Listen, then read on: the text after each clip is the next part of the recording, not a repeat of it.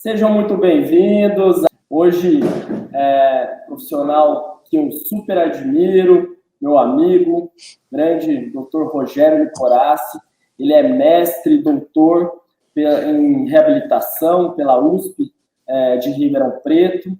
Ele é um dos caras que tem levado muito a parte da neurociência, a parte da educação em dor, a parte dos aspectos, uma nova visão de como abordar o paciente crônico, tem disseminado isso no Brasil.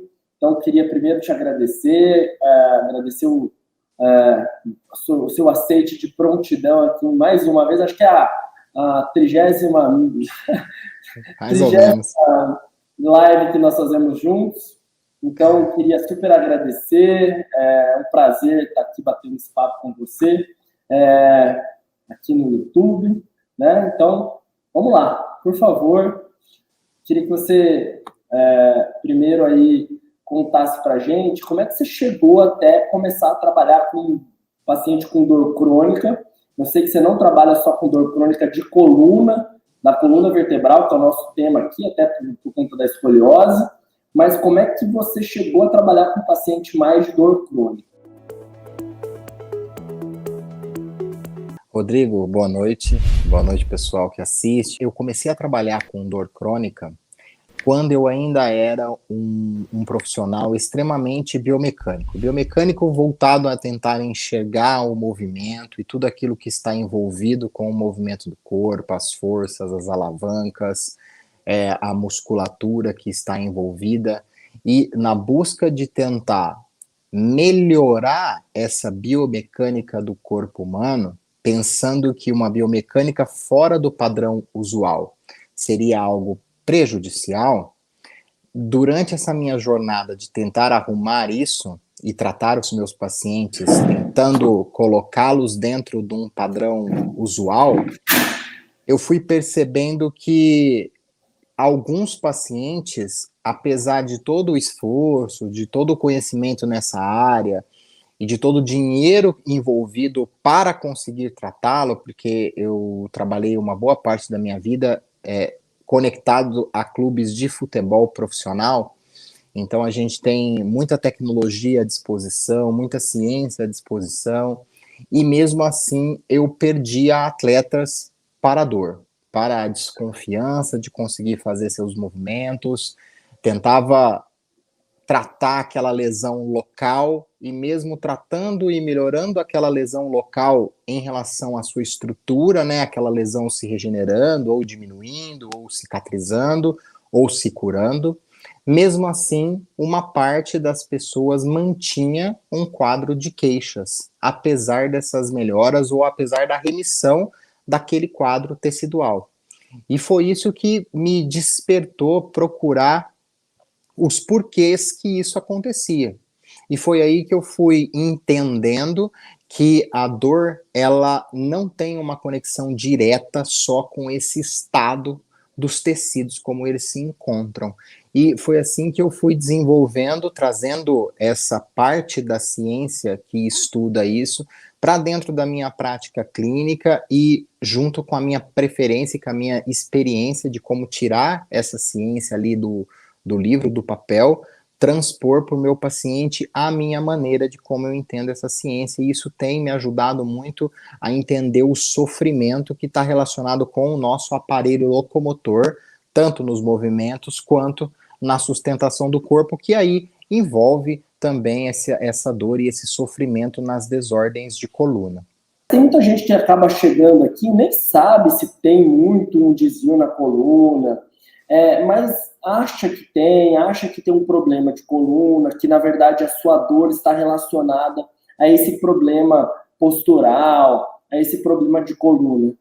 Isso está muito relacionado, ele tenta entender, ou alguém alguma vez já contou isso para ele, né? Algum profissional da saúde.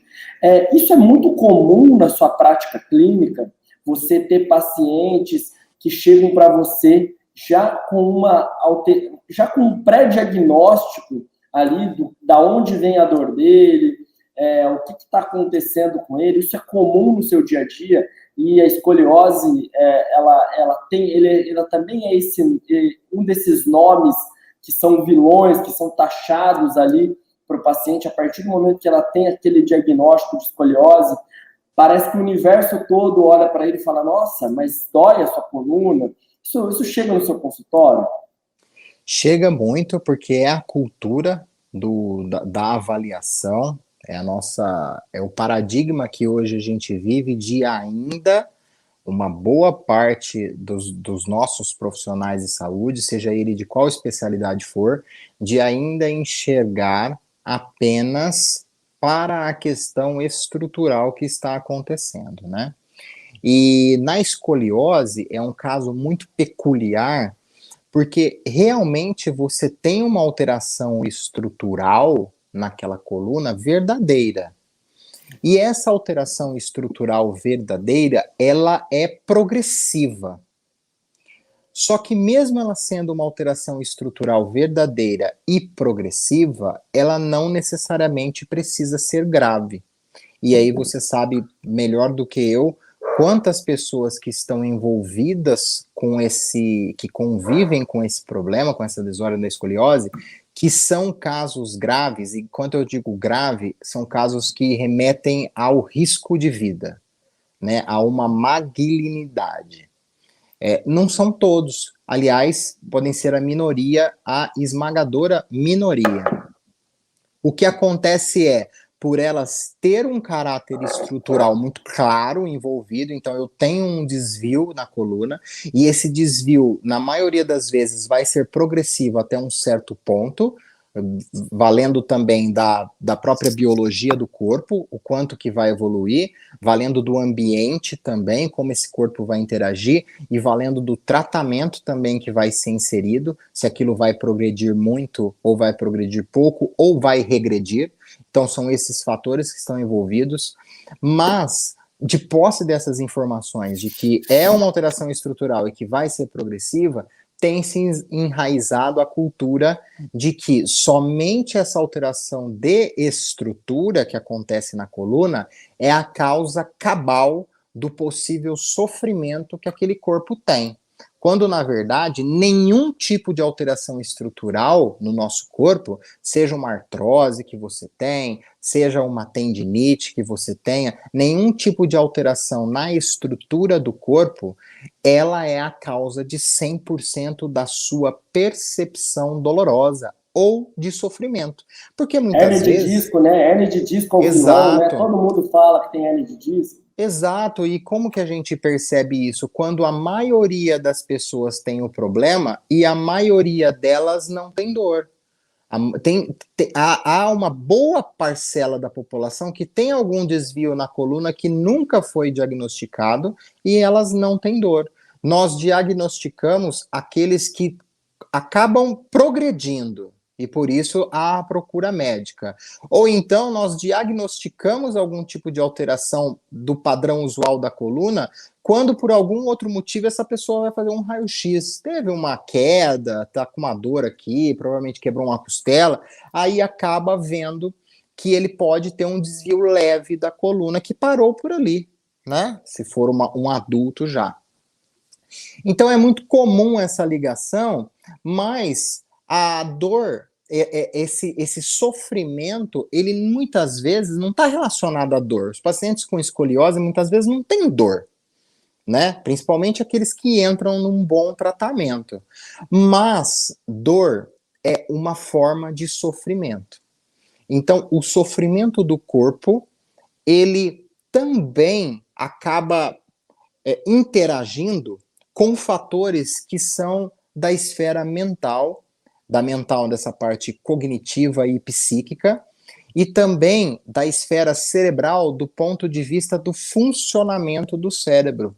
Toda dor e todo sofrimento, ele não tem só uma causa física, e também não é somente atrelado a uma causa psicológica, como, por exemplo, um transtorno que está aumentando aquela percepção dolorosa. Não.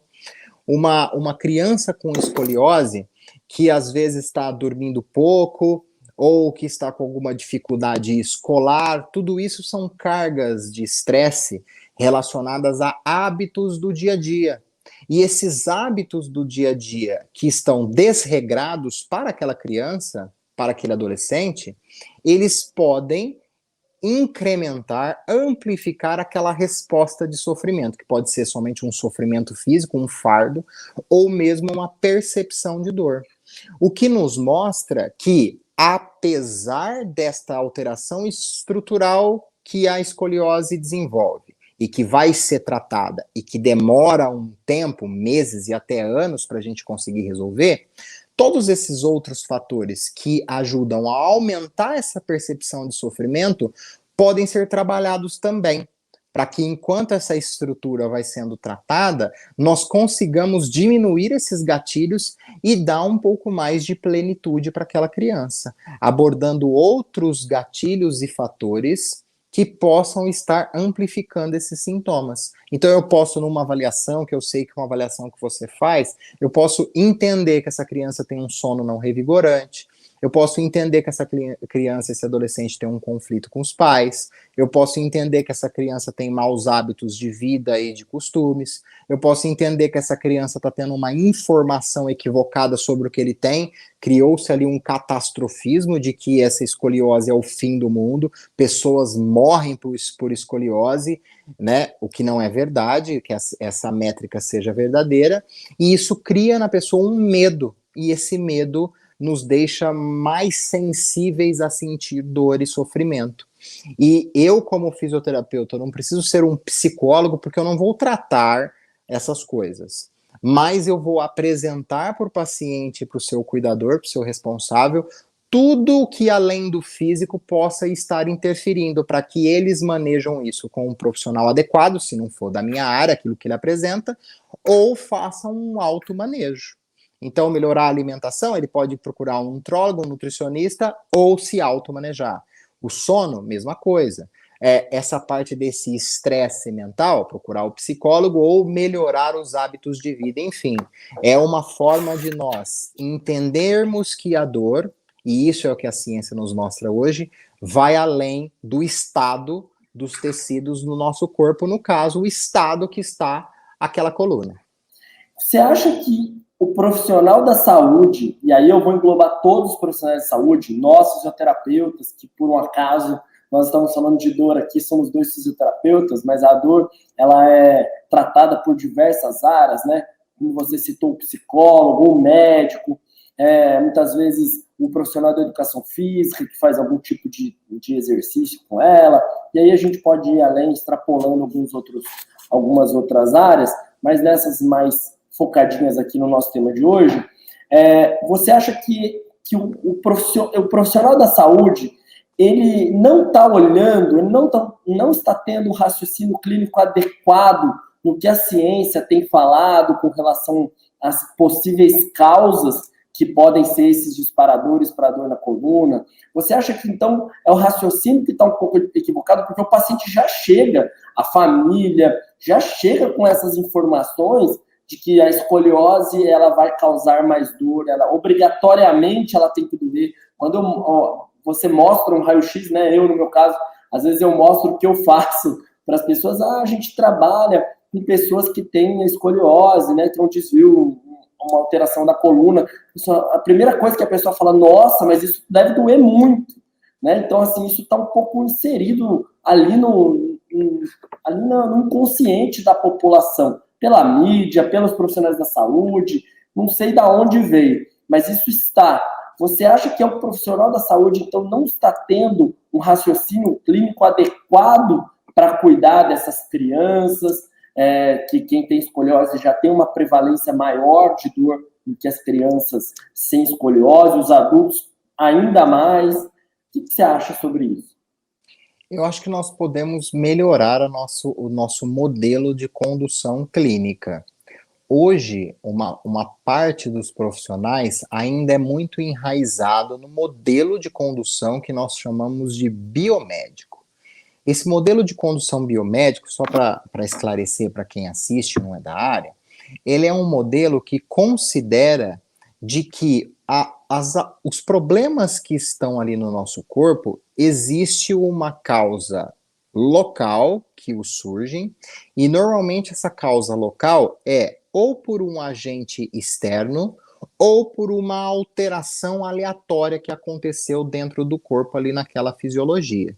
Então, por exemplo, se a gente falar no caso da escoliose, ela poderia ser alguma alteração ali aleatória que aconteceu naquela criança, naquele corpo, porque não está relacionado com algum agente externo, né? Por exemplo, quando a pessoa tem alguma doença por um vírus que entrou dentro do corpo. O modelo biomédico considera isso.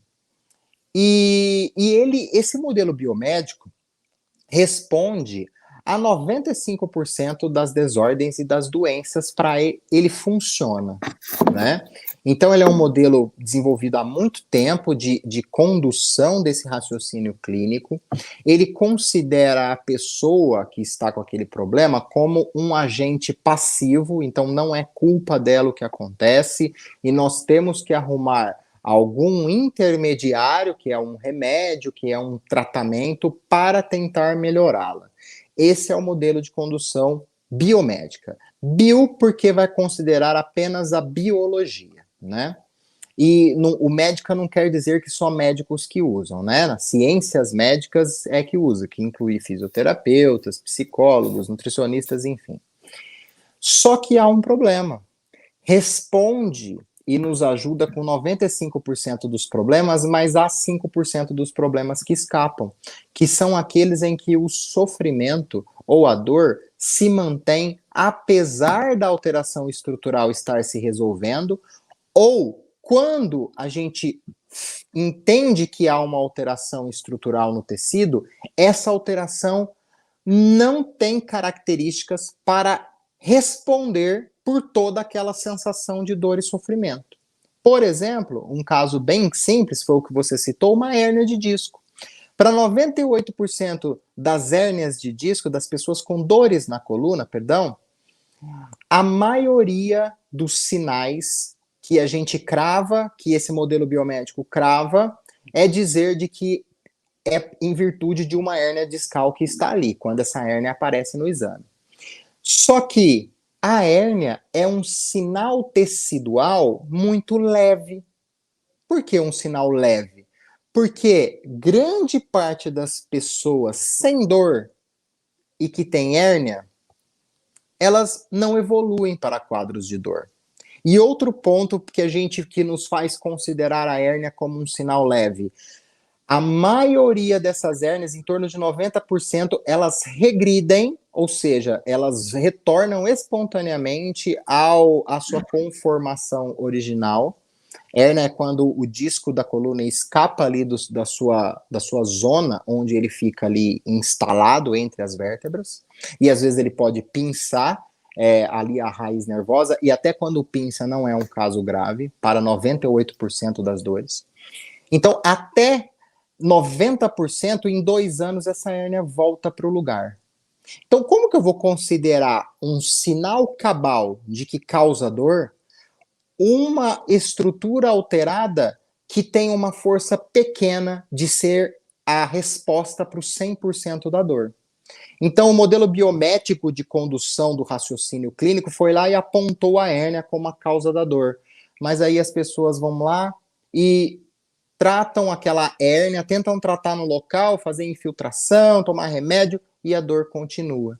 E às vezes aquela hérnia regride e a dor continua. Às vezes a hérnia não aumentou e a dor aumentou. Diga, Rodrigo.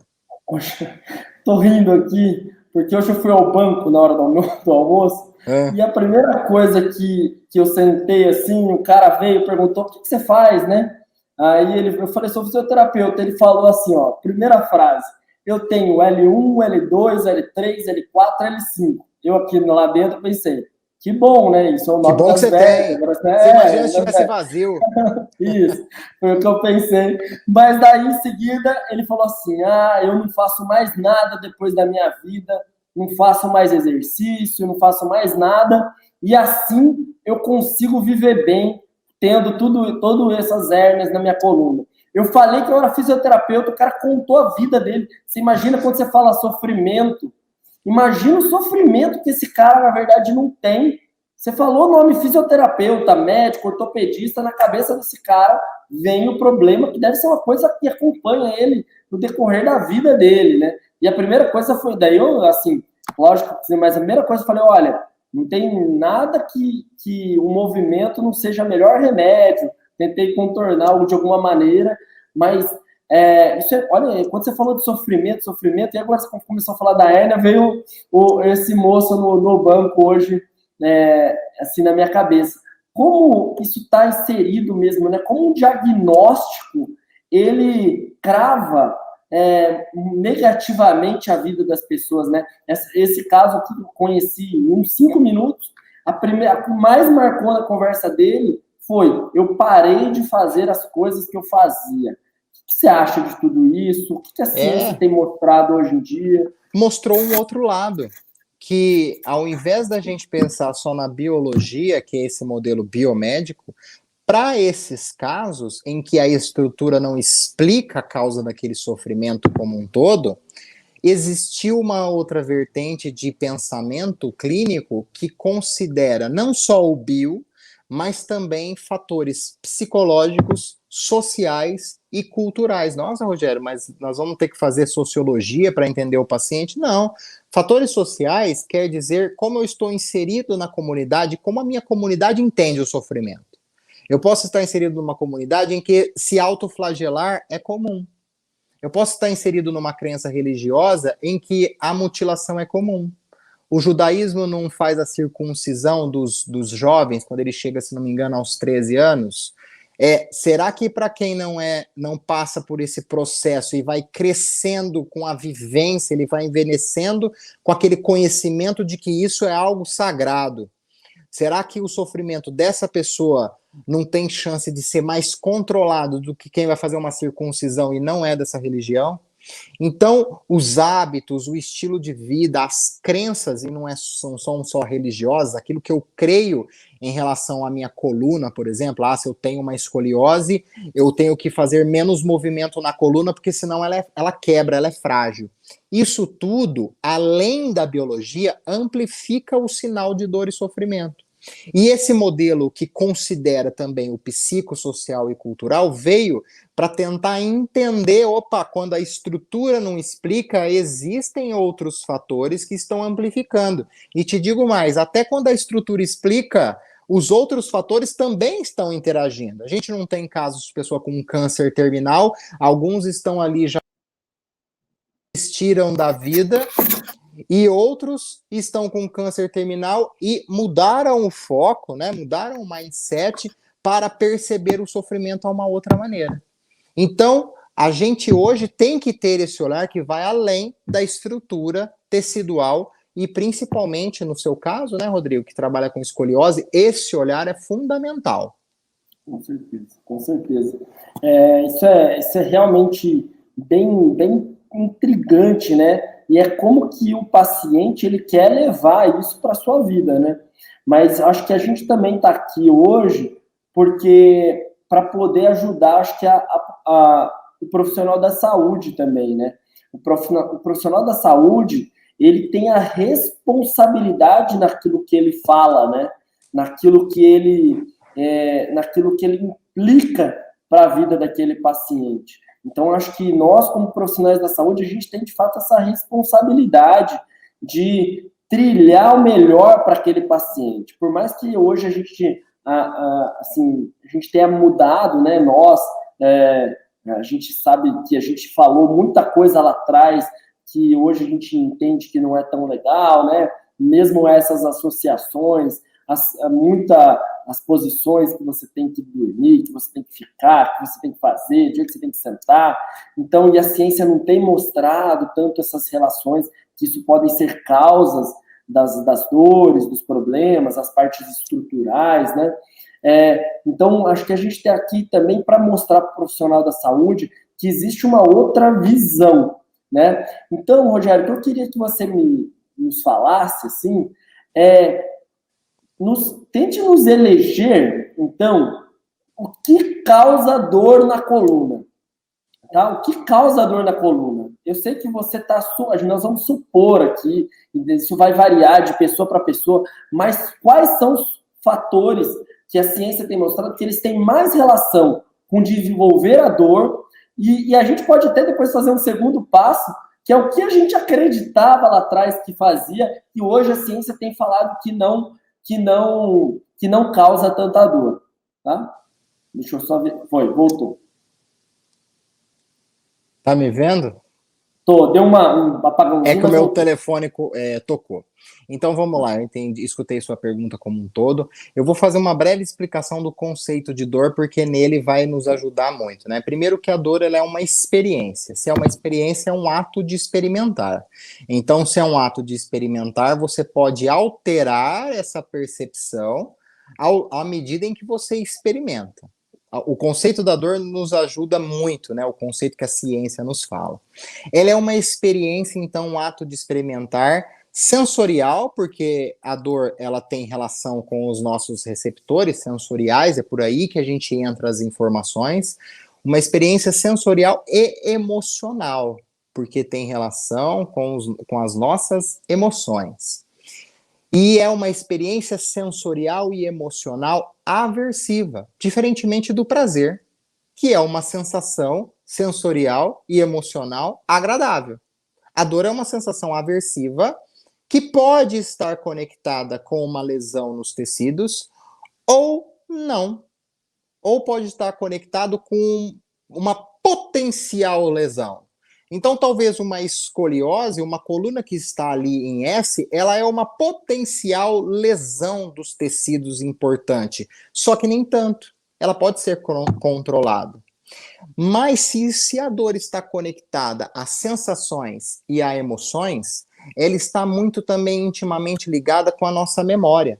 Aquilo que a gente guarda, que a gente supõe que esse problema é grave ou não, amplifica os nossos sintomas. Então, se eu tenho pavor por saltar de paraquedas, eu nunca saltei, eu tenho na memória as minhas convicções que eu fui coletando ao longo da minha vida de que saltar de paraquedas é ruim.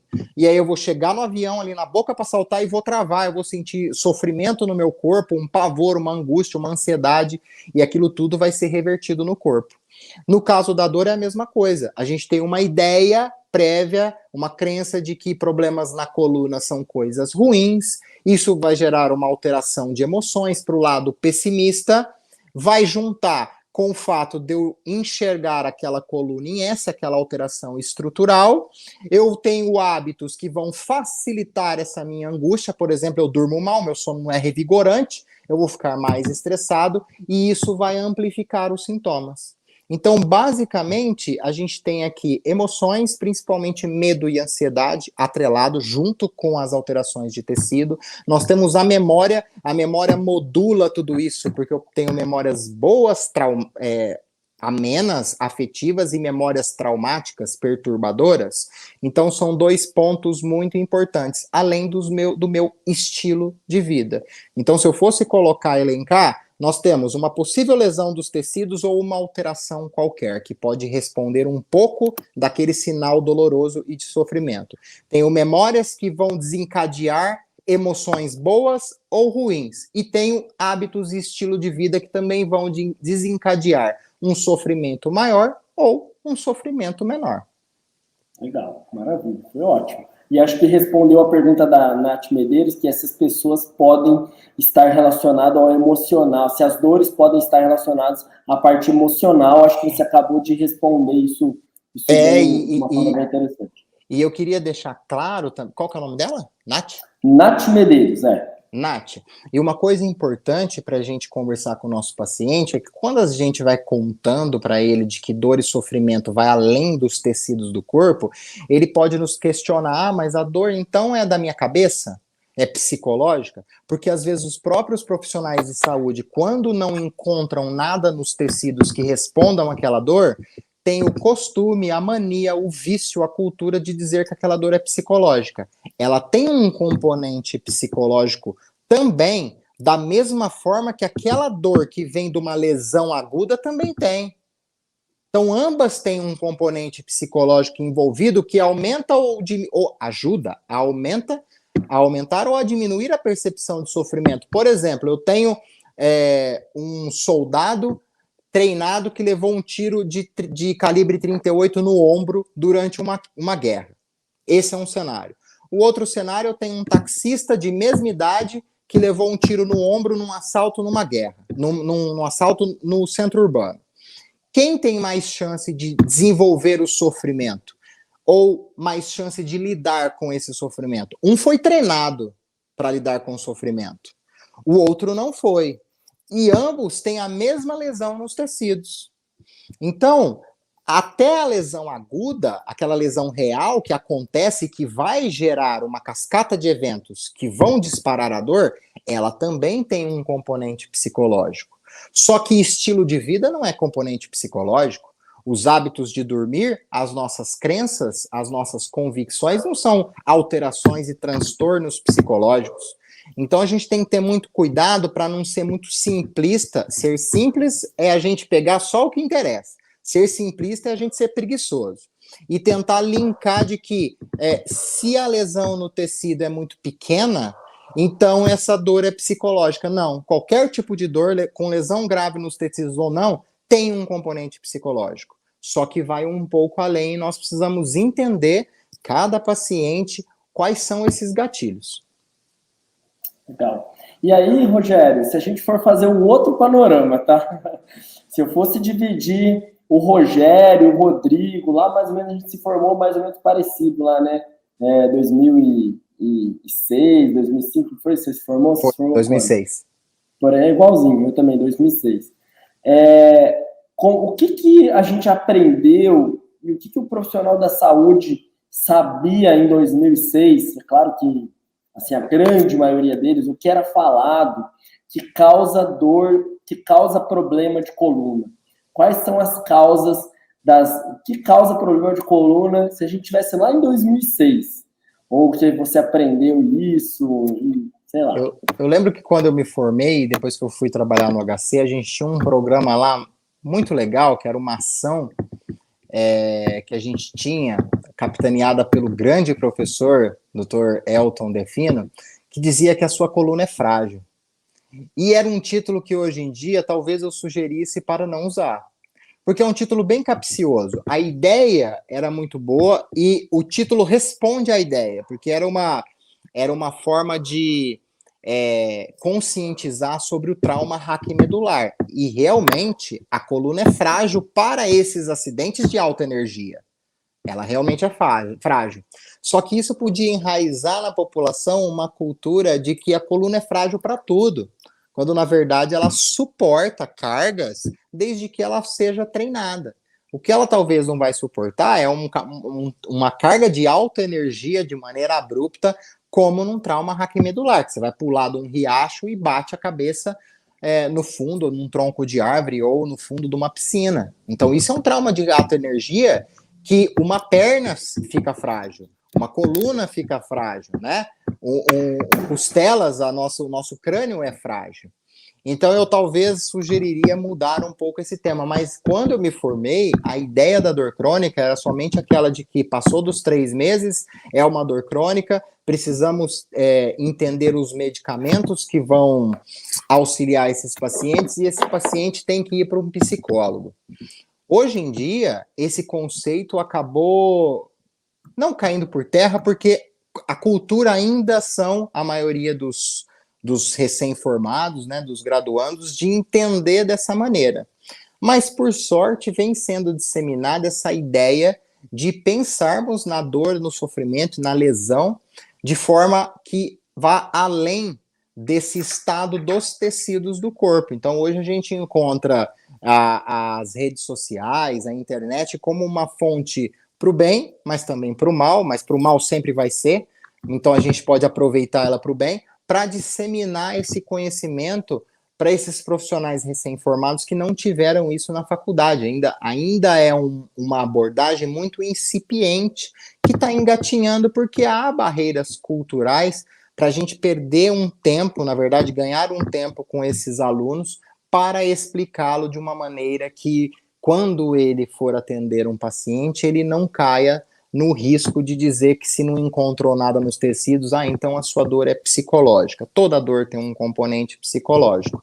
Então, na minha época, na nossa, a gente tinha uma ideia ainda muito enraizada da presença de dor se há uma alteração nos tecidos.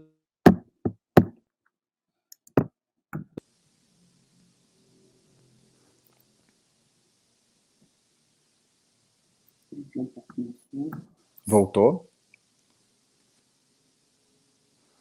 Não estou te ouvindo. Voltou. Voltou? Mas tá me ouvindo bem? Tem? Tô, bem. Maravilha, maravilha. Então vamos lá, cortou um pouquinho, só o finalzinho, se quiser continuar só o finalzinho. Então, dizendo só, reiterando que no passado a gente tinha essa conexão ainda de pensamento enraizada na presença de dor e também tem que ter a presença de lesão nos tecidos, e hoje a gente viu que talvez até tenha lesão nos tecidos, só que essa lesão não responde a 100% daquela percepção dolorosa, porque uma coisa tem que ficar claro, a dor não vem do local das nossas queixas. A dor é uma percepção cerebral, assim como o prazer. É uma percepção cerebral. Eu gosto de dizer que a dor e a sensação de prazer, mas a gente está falando de dor, é um julgamento cerebral. Para esse julgamento cerebral, eu tenho um conjunto de provas que esse cérebro leva em consideração para fazer com que aquele corpo sinta dor. E essas provas são os tecidos, são as nossas vivências, os nossos hábitos, os nossos costumes, o nosso medo, a nossa fragilidade emocional, a nossa capacidade de entender o sofrimento. Tudo isso o cérebro pega e transforma naquela percepção dolorosa. Por isso que a dor é algo muito pessoal. Umas pessoas vão sentir mais, outras vão sentir menos para um mesmo evento, um evento similar. Vou aproveitar o seu gancho e vou fazer a pergunta da Núbia Lima. Ela falou assim, como você explica aos seus pacientes sobre esses gatilhos emocionais que levam à dor e como tratá-los? Eu falo, a primeira coisa, eu tenho alguns mantras, né?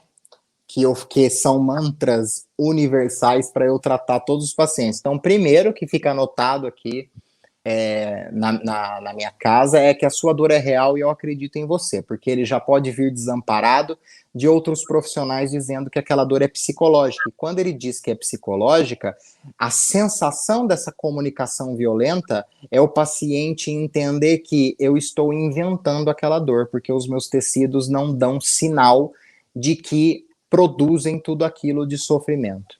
Então, a primeira coisa é que a sua dor é real e eu acredito em você.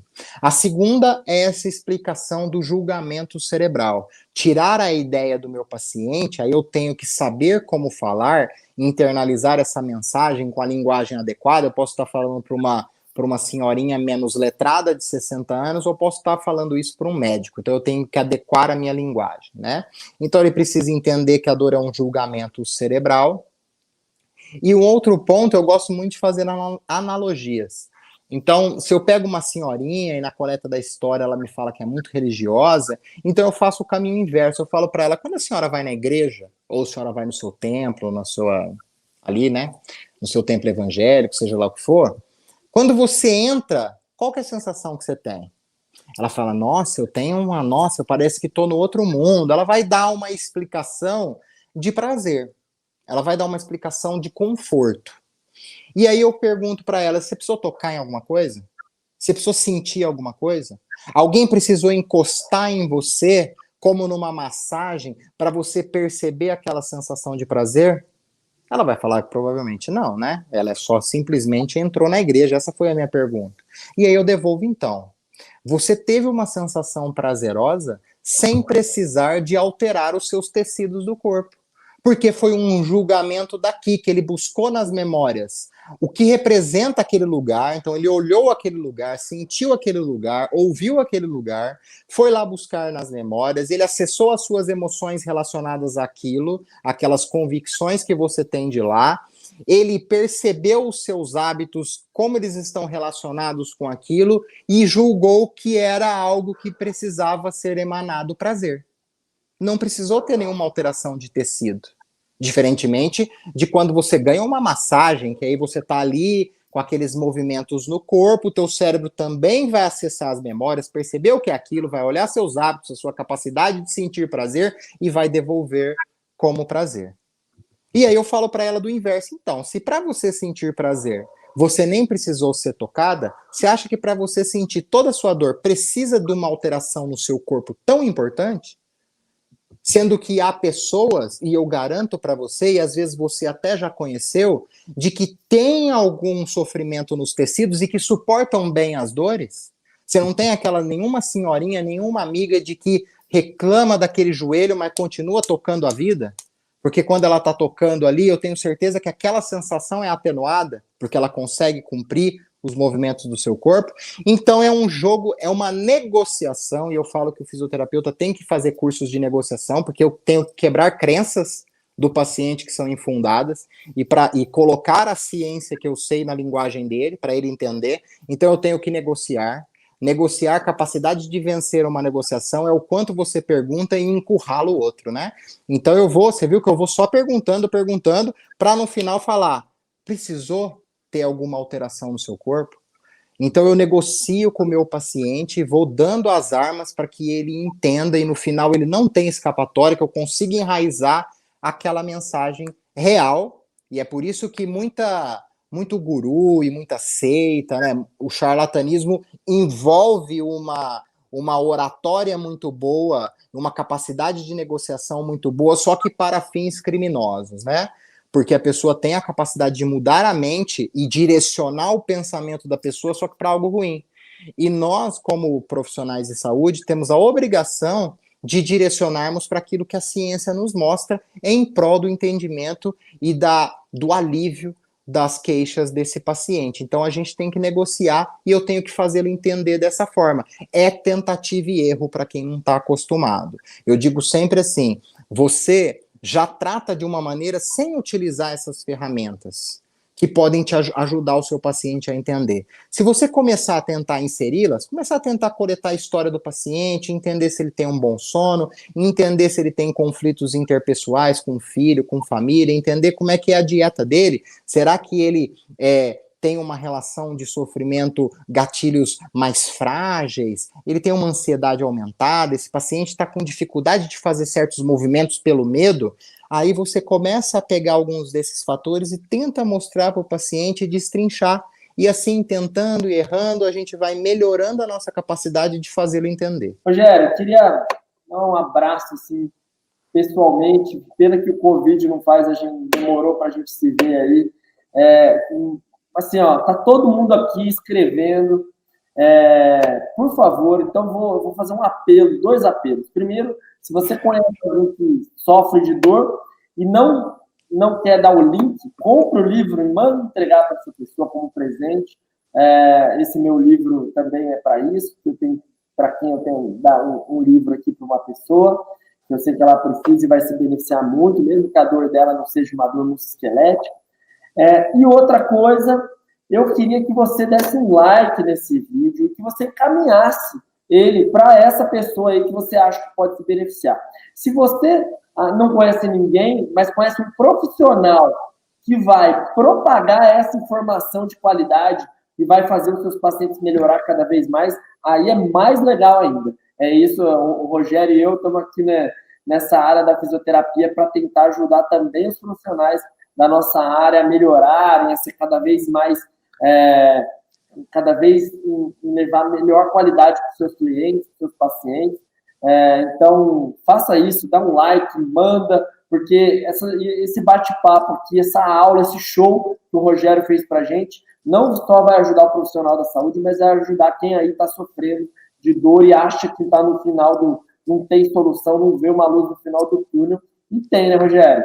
Tem, com certeza. Se a alteração no tecido ela não é grave, é para essa pessoa ficar mais otimista do que pessimista. Se a alteração no tecido for grave, nós temos que enfrentá-la. Nós só temos 2 caminhos: parar e desistir, e aí a gente morre cedo, ou enfrentar, como qualquer outra coisa que a gente precise. E achar o caminho em que a gente coloque em primeiro plano outros prazeres que sufoquem aquela sensação de sofrimento, é o único jeito da gente continuar vivendo. Nós somos uma máquina que estamos em avaria e nós precisamos aprender a lidar com essas avarias, Rodrigão.